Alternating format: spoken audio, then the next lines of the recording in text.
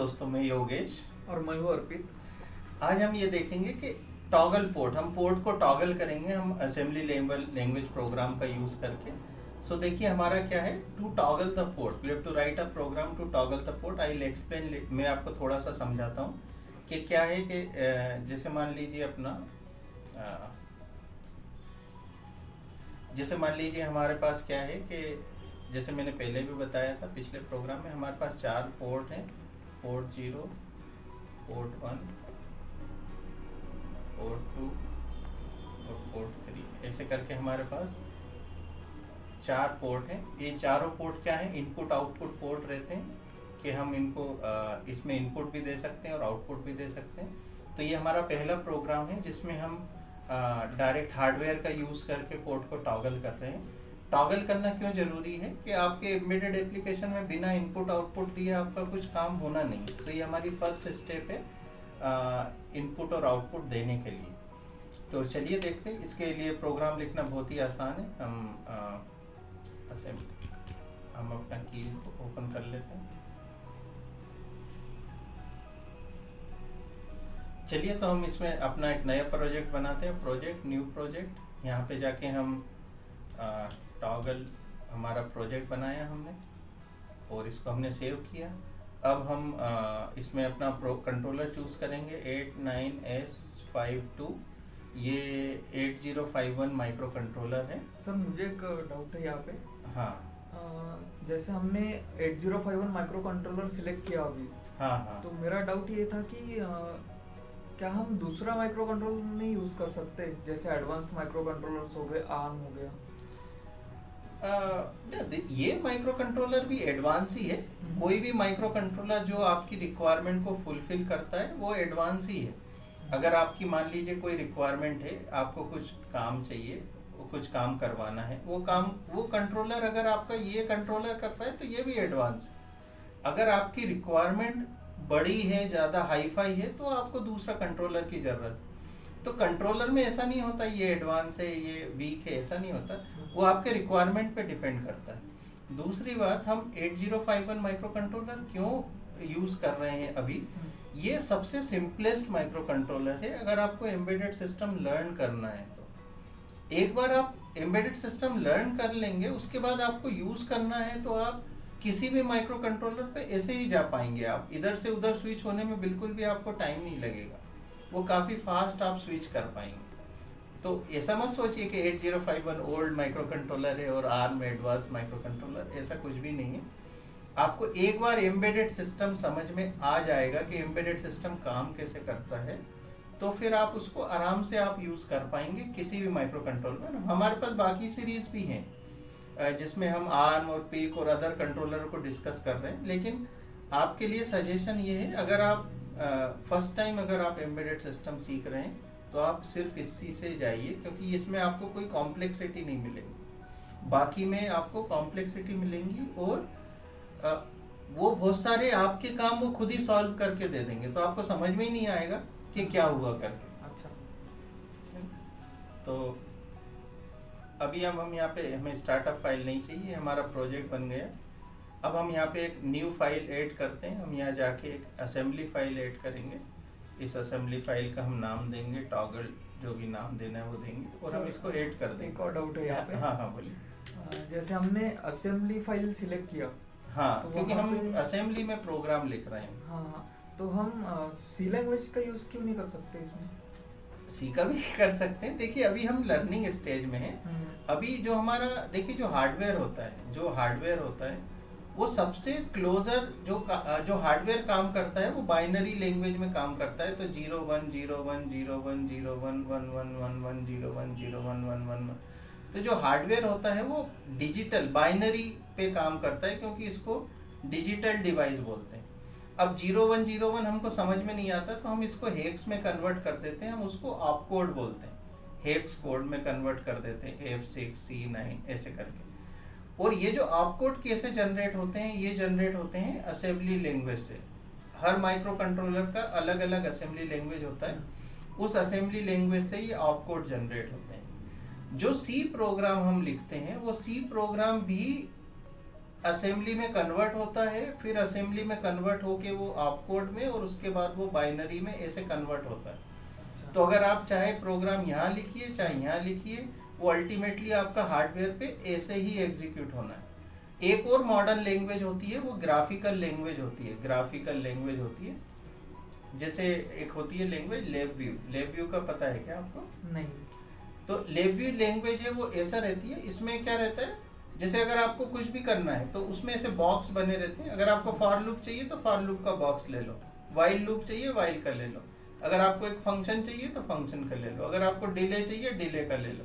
तो इसमें आपका जो दिमाग है वो बहुत ही कम यूज होने वाला है, क्योंकि वो सारी की सारी चीजें आपको ग्राफिकली यूज हो जाएंगे। हालांकि उसमें एक अलग टाइप की कॉम्प्लेक्सिटी आती है, लेकिन वो जो एक्चुअल हार्डवेयर अगर आपको लर्न करना है तो वो आपको उससे काफी दूर ले जाएगा। अच्छा। तो हम असेंबली क्यों पढ़ना चाह रहे हैं? असेंबली पढ़ने से आप सबसे क्लोजर टू हार्डवेयर रहोगे, और एक बार ये चीज समझ में आ जाएगी तो आप लाइफ टाइम इसको आप यूज कर पाओगे। अच्छा। इसलिए हम असेंबली यूज कर रहे हैं, है ना? तो असेंबली ओल्ड लैंग्वेज नहीं है, assembly more closer to hardware language है। और हमारा यहाँ पे हम जो कर रहे हैं वो हमको इसमें असेंबली में एक्सपर्ट बनने के लिए नहीं हम आपको ट्रेनिंग दे रहे हैं। हम सिर्फ आपको एक बेसिक ग्लिम्प्स दे रहे हैं असेंबली का। एग्जैक्टली प्रोग्रामिंग करना हम आपको नहीं बता रहे, हम आपको एक ये बता रहे हैं कि ऐसा भी होता है। तो एक बार आप चलिए, तो अब मैं यहाँ पे प्रोग्राम लिखता हूँ। तो यहाँ मैं लिखता हूँ ORG0, और मैं लिखता हूँ मुझे पोर्ट को टॉगल करना है, तो मैं बोलता हूँ मूव P0। P0 P0 क्या है, हमारे पास 4 पोर्ट हैं, तो हम 4 पोर्ट में से कोई सा भी पोर्ट ले सकते हैं। तो अभी हमने पोर्ट 0 लिया, मूव, ऐसे हमने P1 लिया हैश, तो इसमें 0 FFH, और इसके बाद हम इसे लूप कर देंगे। तो जब मे बी L1, और ऐसे करके ये L1 होगी। सर जो फर्स्ट लाइन है, मैं बार बार डिस्टर्ब कर रहा हूँ। हाँ नहीं ये जो फर्स्ट लाइन है ORG0, इसका मीनिंग क्या है? मतलब ORG0 का ये मीनिंग है कि हम अपने कंपाइलर से ये बोल रहे हैं कि हमारा जो प्रोग्राम है हम उसे कहाँ लिखना है। जैसे मान लो मैं इसको कंपाइल करता हूँ, इस प्रोग्राम को, कुछ इधर आगे एंड स्टेटमेंट मिसिंग है, ठीक है, मैं इसको कंपाइल करता हूँ। सिंटैक्स एरर हो गया,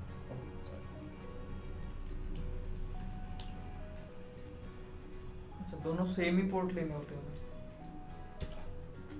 सेमी पोर्ट मतलब जिस पोर्ट को हम हाई कर रहे हैं उसी को लो कर रहे हैं, जिससे हाँ। हमें पता चले कि वो हाई लो हो रहा है। इसीलिए अगर वो एरर आया था सिंटैक्स। हाँ नहीं, वो मैंने मिस्टेक हो गया था, तो इसको ऐसे लिखना है अपने को। अब इसे हमने कंपाइल किया, हमारे पास एरर नहीं है।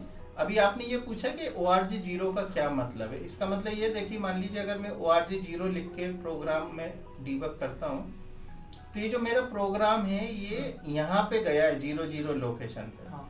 अगर मैं इसको ORG मतलब मान लो 5 लिखता हूँ, तो अभी क्या रहेगा, इसको जब मैं कंपाइल करूंगा और मैं डीबग में जाऊंगा, तो ये देखो मेरा प्रोग्राम जो है ना वो 0 पे नहीं आया, वो अब 5 पे चला गया मेरा प्रोग्राम।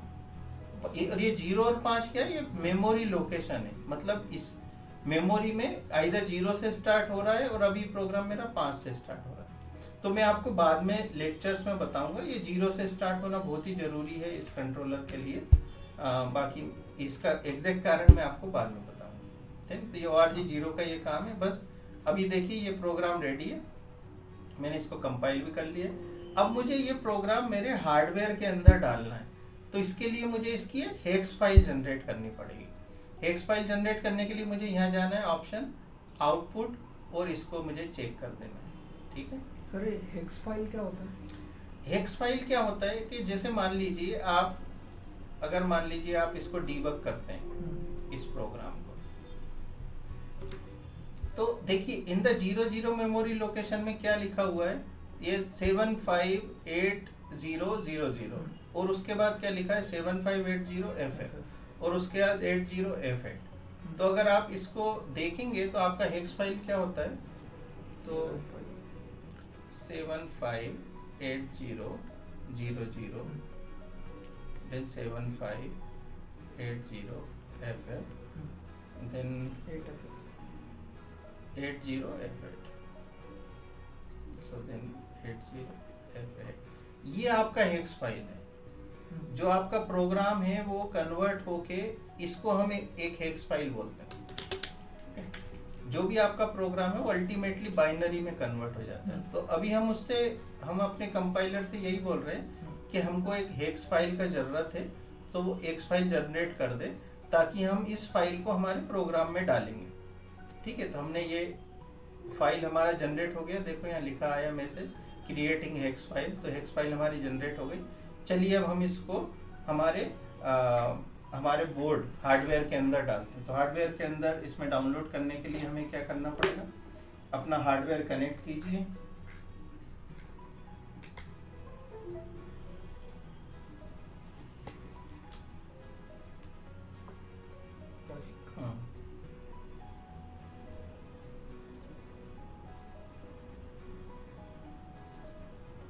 तो ये जब आप हार्डवेयर कनेक्ट करेंगे, हमारे पास एक और वीडियो है जिसमें हार्डवेयर को कैसे कनेक्ट करना, कैसे प्रोग्राम करना वो बताया गया है।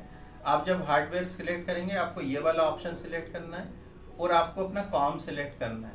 अगर आपका कॉम यहाँ पे नहीं आ रहा हो तो आपको एक्चुअली ड्राइवर डालना पड़ेगा। वो ड्राइवर अलग वीडियो में दिखाया हुआ है और आप हमसे पूछ भी सकते हैं, कोई दिक्कत नहीं है। तो आप ये इसको अपना कॉम सिलेक्ट कीजिए। माइक्रो कंट्रोलर आपको ये सिलेक्ट करना है।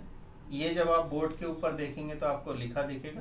सर ये हमेशा COM3 ही रहेगा क्या वहाँ पे? नहीं, ये कंप्यूटर से कंप्यूटर में चेंज होता रहेगा। जो भी आपके कंप्यूटर में इस हार्डवेयर का पोर्ट बनेगा वो पोर्ट सेलेक्ट करना है आपको। ठीक है, अभी हमने हेक्स फाइल क्रिएट करना है। तो ये देखिए अभी हेक्स फाइल हमारी एक बनी है। इस हेक्स फाइल को सिलेक्ट कर लेते हैं। ये देखिए सेम हेक्स फाइल मैंने वहाँ आपको लिख के बताई थी।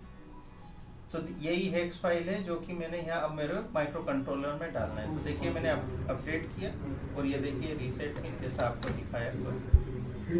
बहुत बढ़िया, ये पूरा प्रोग्राम आपका इसमें डाउनलोड हो गया। अब मैं आपको इस प्रोग्राम को रन करके दिखाता हूँ। इसके लिए हम लॉजिक सॉफ्टवेयर का यूज़ करेंगे। इसकी जानकारी आपको मैनुअल में दी हुई है, आप ये सॉफ्टवेयर डाउनलोड कर लीजिए। और अब हमें क्या करना है, हमारा जो लॉजिक एनालाइजर लॉजिक सॉफ्टवेयर है वो कनेक्ट करना है।